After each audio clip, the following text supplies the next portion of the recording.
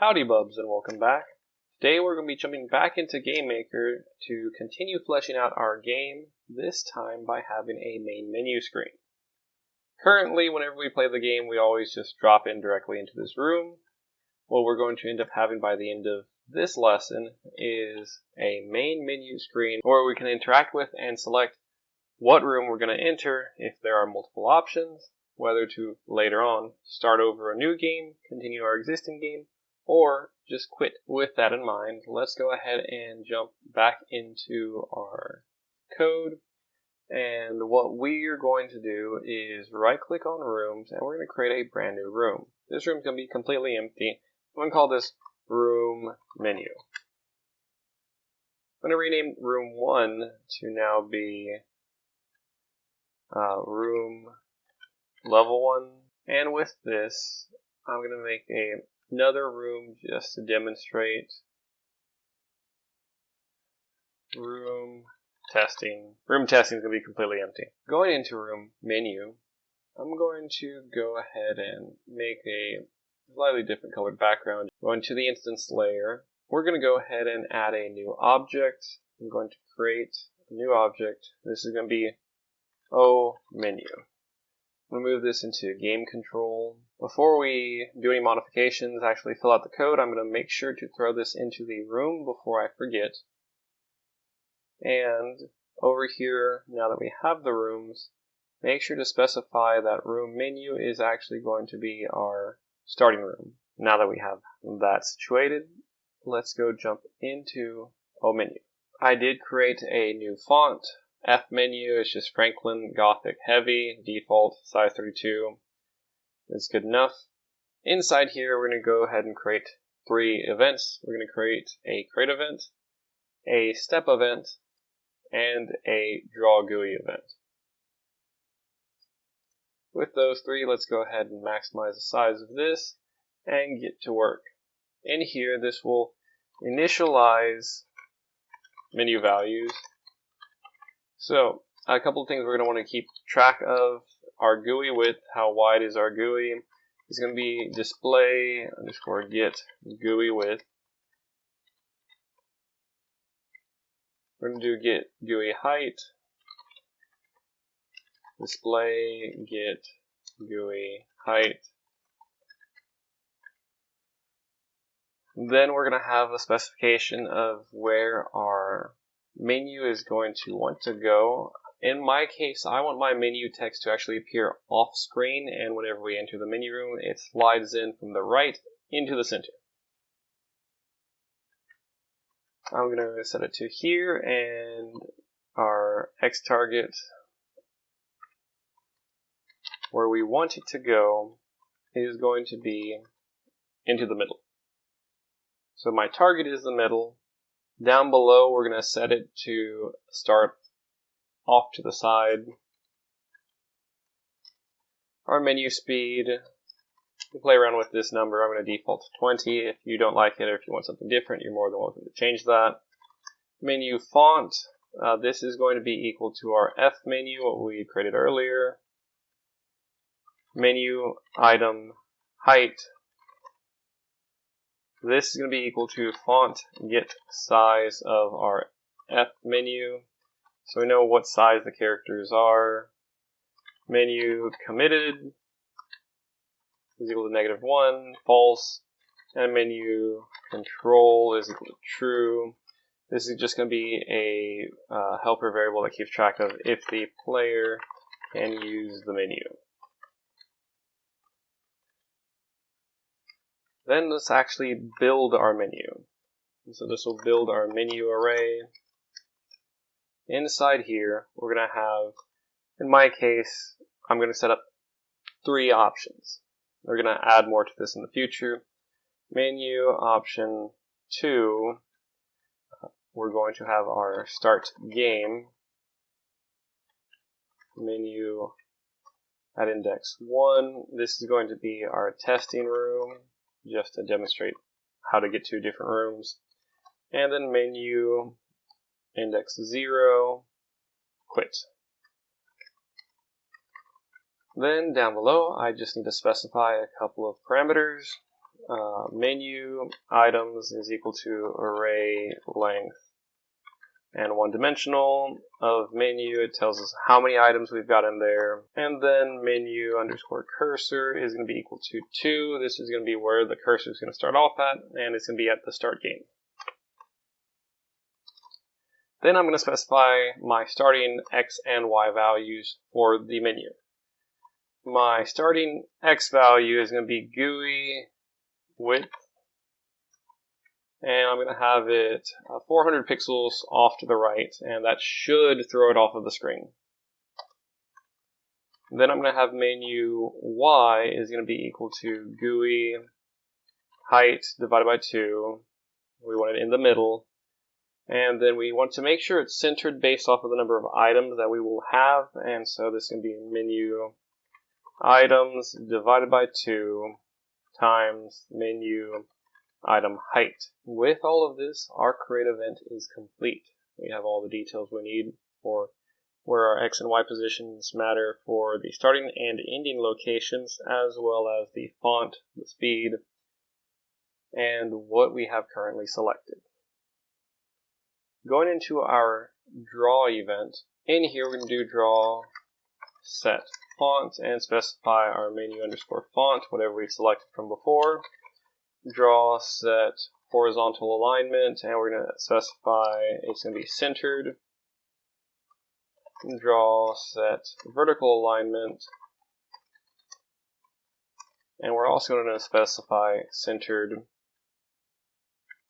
And then for var I is equal to 0, while I is less than the number of menu items that we have, how many different options the user can select, we're going to specify var offset, how many pixels I want it to be slightly scaled off by, and what is our current text. Our current text is going to be based off of what our menu shows at this index. And so in the previous create event, we saw what exactly our menu options were. They're just a bunch of strings. It'll grab that text. Then if our menu cursor is equal to I, our cursor is on that specific block of text, I want to make sure our text gets modified and it has a set of carets pointing into it with a white space concatenated to the text itself, concatenated to a white space and another set of carets pointing towards it. And then var, our color is going to be equal to C underscore white. Whatever option I've selected, I want it to be colored in as white. Else, in this case, I just want the var color to be equal to C underscore gray. Our var XX, our current positioning will be menu underscore X, and then our var YY is simply going to be equal to menu underscore Y, and this is where we get some modifications. Here we're going to subtract from the menu underscore item height times I, and then multiplied by a small factor just because I want a little bit of spacing between each of my pieces. Otherwise, you're going to have the text menu options right underneath each other. I'd rather have a little bit of spacing, so I'll put a factor of just 0.5. Now that we have this, we simply go down and create a shadow effect on our text. The way we do this, we're going to draw set color to C underscore black, and then draw our text at this XX value minus offset at this YY value and our text. We're going to copy and paste this a couple of times. So where we had it previously slightly offset in the left direction, we're going to have it slightly offset in the right direction. We're going to do the same thing, but this time rather than offsetting X, we're going to offset Y. And so slightly upwards in the Y direction, and copy this, and then change it to be slightly downward in the Y direction. This will give a shadow effect. We're essentially drawing a bunch of text very close to each other. That's where my offset variable comes into play, 2 pixels. So 2 pixels off to the left, 2 to the right, 2 up, 2 down, and this will create our little shadow. Then finally, I make sure to draw set color to our specified color, be it gray or white, the selected option, and then actually draw that text at this XX value, this YY value, and the text. With this, we now will have the code that sets everything up. This actually deals with drawing our menu. We specify the alignment for our font, what font we're going to use. We're then going through all of our menu items, grabbing that particular item's text. If it's what we have selected, we put carets on both sides and make sure the font is white. Otherwise, it is gray. Then we clarify what position we should be in and draw a shadow effect by slightly offsetting the text, left, right, up, and down. Change it to the corresponding color that we need, white or gray, and then draw that text in the center. Finally, we need our step event. Our step event is going to address actually doing the menu controls. In here, we first need to address actually moving our menu from its initial position into the center. So item moves into view, and this will be our menu X plus equals, and here's a little bit of math, menu X target minus menu X, where we need it to be, divided by menu speed.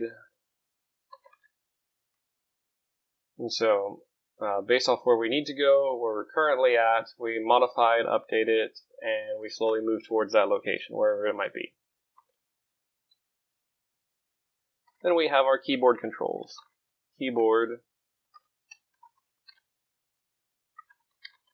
controls. If we have control, if this is true,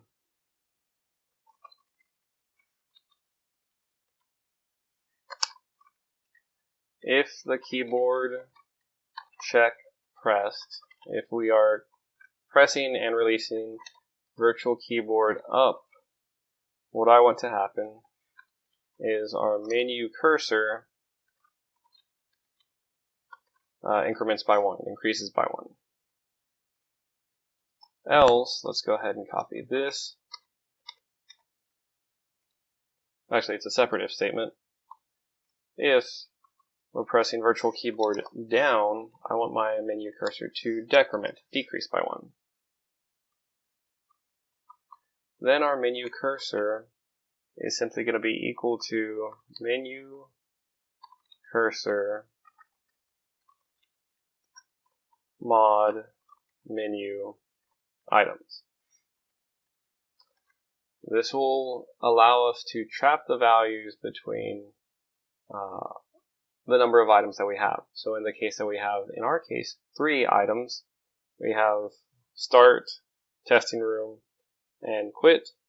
We'll make sure the values stay between 0, 1, and 2, or in the case, negative 1, 2, and 3. Now, of course, we don't have a negative 1, 2, or 3 option, so that, of course, is going to cause some slight problems. In order to make sure we trap these values inside, we're going to do another bit of math where menu cursor is checked, is it greater than or equal to 0? If it is, then we leave menu cursor as is. If it's positive, nothing needs to change. If in fact we have a negative number, menu items plus menu cursor. What this does is menu items, we've got 3 items, and we add whatever the cursor currently is supposed to be. So this will be -1, 2, or 3, and this will correspond with updating menu items to the correct location. Once it gets set up to positive, then everything should work out fine. This just does the math to allow us to roll over and get it back to the top. If the user has hit keyboard check pressed for the virtual keyboard enter, then our menu X target is now going to be off the screen, GUI width, and then I'm going to plus 400 to get it to go back off the screen. Menu committed is going to be equal to our menu cursor. And do we have control? No, it is now false. What do we actually do once the user has hit enter? So we're going to check first if our menu X value is greater than GUI width plus 150. See if we've started making our progress off of the screen. And our menu committed is not equal to -1, meaning the user has selected some option somewhere. If that is the case, we're going to do a very simple switch statement. Switch on our menu committed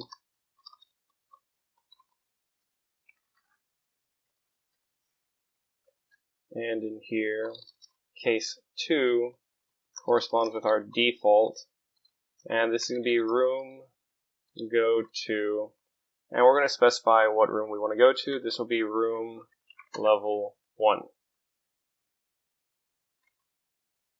And then break.